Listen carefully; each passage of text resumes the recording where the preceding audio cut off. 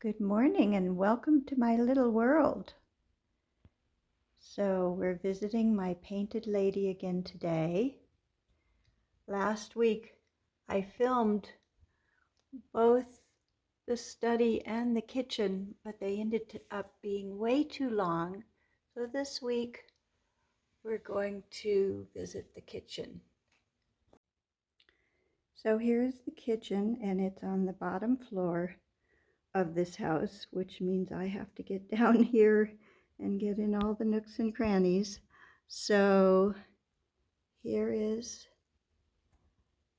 the side, and it has the scrapbooking paper on it and some brick at the top. I used brick in the kitchen, which made sense. It has this little window with a little lace curtain, and I have to show you this that I found in a catalog, and it says naughty chickens lay deviled eggs. So I had to put that up in my kitchen. And go around the room. There's brick behind the stove, and then I used black and white paper. I also used this diamond black and white on the floor, which again is just paper. I used some brown in this corner, in the sewing corner, brick at the top, the black and white, and then over here is the other side and the other window where you can see a woman and a little girl. And again, it's a painting that came from the Metropolitan Art Gallery collection that I had. It was like a daily calendar, so it had lots and lots of pictures of paintings in it.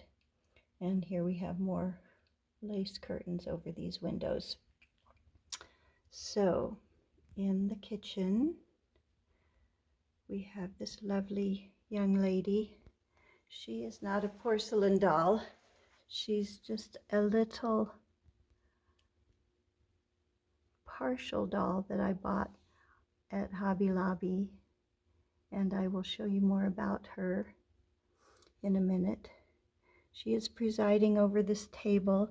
Now this table was I think it was a wood block that I got at Hobby Lobby, and then I added these spindle legs to it to make it into a table. And there are many things on this table.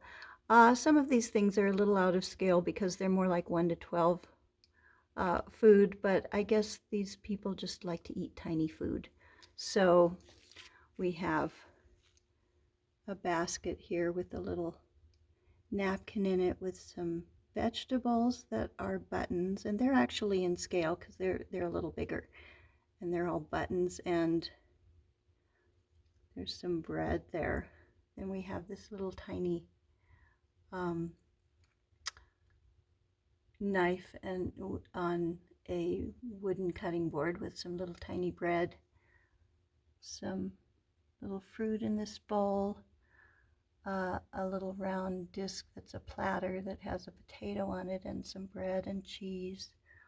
Back here is a bowl with some eggs and bacon, and they are buttons also. There's a rolling pin, some little wooden crock type pieces. These were some little caps, and I just put S&P on them for salt and pepper. This is a die-cut coffee grinder, and then we have this crockery bowl here, and I made a wire whisk to go in it. And then over here, this is just a sticker of some measuring spoons. Let's see, I have to move around here. I'm navigating the floor for this. Okay, so I'm just going to move this table out and move this doll so we can see around the kitchen better. So back here on the floor we have a little wooden chest with some sacks of salt and flour and sugar. So this piece was again, a little box with wire on it that I turned upside down. I bought this at Hobby Lobby. And I think I put the feet on it. I hung some little towels on the rack. I cut into the bottom of the box and put another, just a little white box under it to be the sink. There is some dishes in the sink, a little strainer as a colander. Here's a little tiny plate that's more like 1 to 12 scale, a grate, and a little green cup that could be a container of some kind. Here is a die-cut water pump. Back here, this is another, it's a glass covered shadow box that I got at Hobby Lobby. It's very glary here, getting lots of the glare of me filming, but inside it, well, I think I'll take it out and show you a little closer in a minute. So let's go this way. So here we have this beautiful wood burning stove that I got on Amazon, and it actually works if you want it to. I've actually seen people make real food using candles. I, however, have not done that. But down here we have a scrap food bucket with some stickers and some things inside. These are, say that naughty chickens lay deviled eggs. They were some hot pads that were in the catalog that I just cut out. Here's a black pot with some eggs in it. Another black pot back here. Here's a skillet with some waffles in it, and as you can see, these are buttons. The coal hod. This back here, this black pot is just a black plastic container, take-home container. And then over here next to our beautiful stove, I just love this. It's so gorgeous. And it's very heavy too. It's real wrought iron. Is a basket full of wood. I actually lived off-grid for 10 years in southern New Mexico, and we had a wood-burning stove. It wasn't like this. It wasn't nearly this fancy. It was just for warmth, and then we would cook on the surface of it. But it was small and much simpler than this. But I did just love using something like that for both warmth and cooking. It was delightful.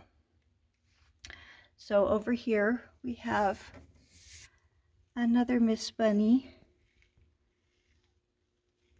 I think she's Ms. Rabbit, and she is a precious porcelain doll that I got at Goodwill, and she, here, I'll show her to you a little more later, but she is sitting on this little stool, which I don't know, this was like some piece of something that came off of something, and I thought that looks like a stool. So she sits on that, and here's a beautiful little doily for a rug on the floor. And then this is a sewing machine. It's a music box that I got on Amazon, and I'll pull that out and show that to you closer up in a minute too. Here we have just a little blue box on the floor with a little tiny sewing kit. And again, that's more like 1 to 12 scale. So let me switch over and show you some things up close. Okay, let's see how this goes. So this unit back here is just propped on a couple of boxes. And as I said, it's a glass covered shadow box. It opens up and I put these things to show like a pantry. It could use a lot more things in it, but it just kind of gives the idea of it at this point. So some of these are just pictures. They're just stickers that I had of some cakes and pies and bowls. And then there are some, again, these are 1 to 12 scale little packages of food. And maybe one of these days I'll put some effort into making this a little more realistic. But you know, it's at the very back of the room. And like I said, it just kind of gives the idea. So here's some little wooden crocks, and I put some little beans and things in them. And then down at the base here, so a little milk can, again, just a sticker, and a little plastic thing that kind of looks like maybe a cake tin or something. So that's that box. And then my paper's falling down here. As you can see, sometimes I just have things propped together because in my opinion, everything I make is temporary. I always want to be able to change it. So whenever I get it to a point where it looks good enough, as Rachel Maxey likes to say, I always have her voice in my head, good enough, whenever I'm making things. So this is the little water pump, the die-cast water pump, and it moves. And here is the coffee grinder. It has a little drawer that opens and it moves as well. That's fun.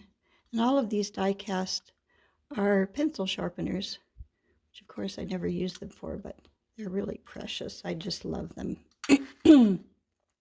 So I just thought I would show you. I take my doll house things apart to show you, and then I get to put them all back together again. Some of these things, this room has not been taken apart for many years, but I am happy to do it to show you all the fun things that I have in here. Here's a cute little coffee cup.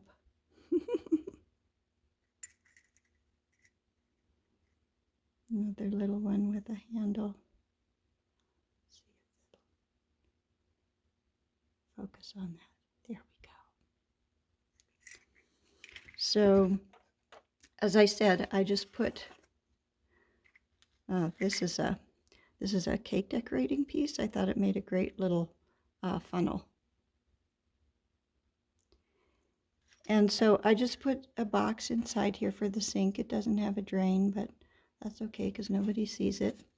So this, as I said, was just a little container that I got at Hobby Lobby, and I just attached more of these. I think these were the things I used for the Crocs as well. I just bought a whole bunch of them and used them for various things. So that's the feet. And oh, there were rope handles on this box. That's why these are here. But you know, they kind of fit the scene in the kitchen. So then I wanted to show you this. So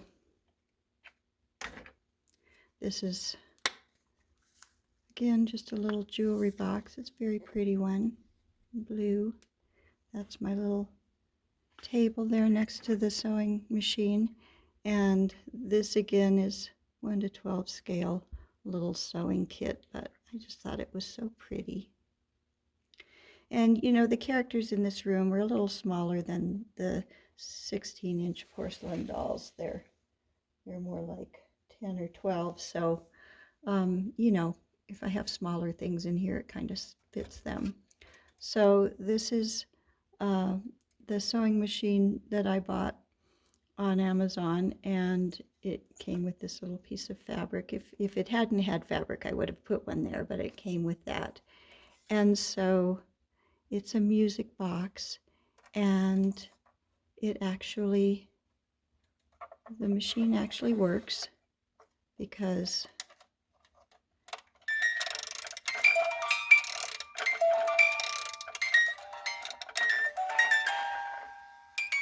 the pedal goes up and down,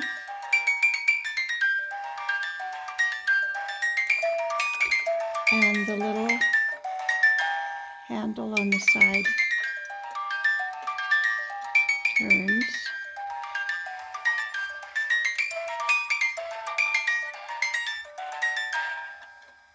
All of this turns. I'm not sure why it's not moving right now. I think it's all supposed to move together. Oh, look at that. We have a broken cord. Well, I'm going to have to fix that.